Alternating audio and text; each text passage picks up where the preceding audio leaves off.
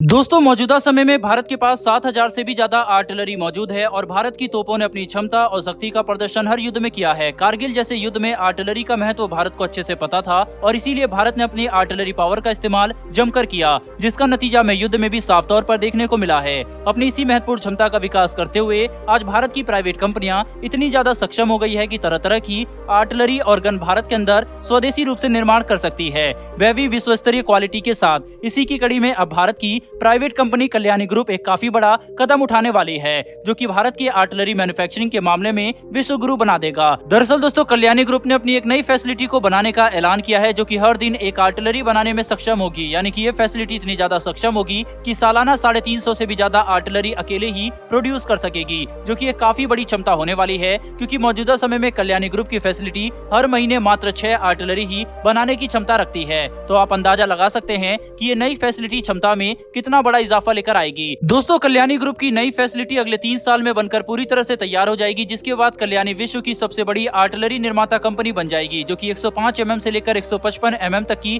Artillery को बनाने की क्षमता रखती है। इसके अलावा कल्याणी ग्रुप ने DRDO के साथ मिलकर ATGS जैसी विश्व स्तरीय आर्टिलरी का भी विकास किया है, जो कि अपने आप में ही एक मास्टरपीस है और कल्याणी ग्रुप बहुत जल्द ही इसके बड़े ऑर्डर एक्सपेक्ट कर रही है। कल्याणी भारत के लिए एक बेहद सक्षम और शक्तिशाली प्राइवेट कंपनी के तौर पर सामने आ रही है, जिसके द्वारा बनाए गए प्रोडक्ट पूरे विश्व भर में निर्यात होने का दम रखते हैं। कल्याणी ने भी ये बात कही है कि उनकी आर्टिलरी इतनी ज्यादा विश्व स्तरीय है कि विश्व के कई देश इनमें अपनी रुचि दिखा रहे हैं और बहुत जल्दी इन्हें अंतर्राष्ट्रीय स्तर पर काफी बड़े ऑर्डर मिल सकते हैं। इसके अलावा कल्याणी आर्टिलरी गन के बैरल का भी निर्यात करना चाहती है, जो कि भारत के अंदर ही स्वदेशी रूप से बनाए जाते हैं और पूरे विश्व में निर्यात भी किए जा सकते हैं। वहीं पर कल्याणी द्वारा एक साउथ अफ्रीकन कंपनी के साथ जॉइंट वेंचर के तहत बनाया गया M4 आर्मर्ड पर्सनल कैरियर भारतीय सशस्त्र बलों के साथ काफी सफल रहा है और इसके काफी ऑर्डर भी दिए गए हैं। इसके अलावा भविष्य में भारतीय सेना कल्याणी के इस आर्मर्ड पर्सनल कैरियर के लिए ज्यादा बड़े ऑर्डर भी दे सकती है। साथ ही ये APC भारत द्वारा संयुक्त राष्ट्र के मिशन में भी इस्तेमाल किए जाते हैं, जो कि इनकी विश्व स्तरीय क्षमता का एक बहुत अच्छा प्रतीक है।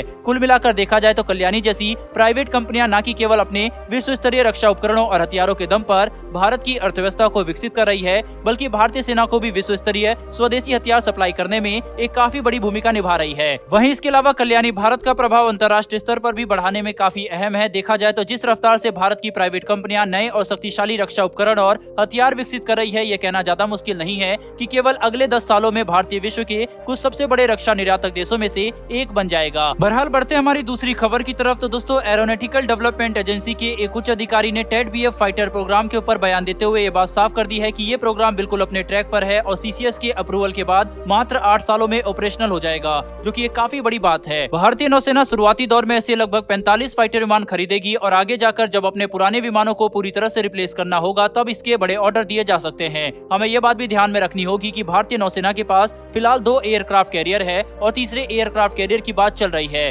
अगर भारत अपने तीसरे एयरक्राफ्ट कैरियर को बनाने का फैसला लेता है तो उसके लिए हमें ज्यादा बड़ी संख्या में फाइटर विमानों की जरूरत पड़ेगी, क्योंकि भारतीय नौसेना के पास कई ऐसे आइलैंड बेसिस भी है जहाँ से लड़ाकू विमानों को ऑपरेट किया जाता है। ऐसे में सही संख्या में फाइटर विमानों को बनाए रखने के लिए ज्यादा बड़े ऑर्डर देने पड़ेंगे। इसीलिए TED-BF फाइटर विमान केवल 45 की संख्या में ही नहीं खरीदे जाएंगे, बल्कि भविष्य में इन्हें काफी बड़ी मात्रा में प्रोक्योर किया जा सकता है। भारतीय नौसेना के द्वारा इन विमानों के ट्रायल के लिए इसके 4 प्रोटोटाइप तैयार किए जाएंगे, जिन्हें बनाने में और इस विमान की तकनीक को विकसित करने में लगभग 14,000 करोड़ रुपए का खर्च आएगा, जिसके बाद भारतीय नौसेना के द्वारा इसके ऑर्डर दिए जाएंगे। मौजूदा समय में भारतीय नौसेना लगभग 57 की संख्या में डेक बेस्ड फाइटर जेट्स खरीदना चाहती है, लेकिन बजट इशू की वजह से इनकी संख्या को कम करके 26 फाइटर विमान तक ला दिया गया है। दोस्तों ऐसे में TED-BF भारतीय नौसेना के लिए एक काफी अच्छा विकल्प है, क्योंकि यह एक स्वदेशी फाइटर विमान है, ऊपर से दूसरे विमानों के मुकाबले काफी सस्ता भी होगा। साथ ही इसे अगर बड़ी संख्या में इस्तेमाल किया जाता है तो इसकी कीमत और ज्यादा कम हो जाएगी और एक तरह से फाइटर विमानों को इस्तेमाल करने की वजह से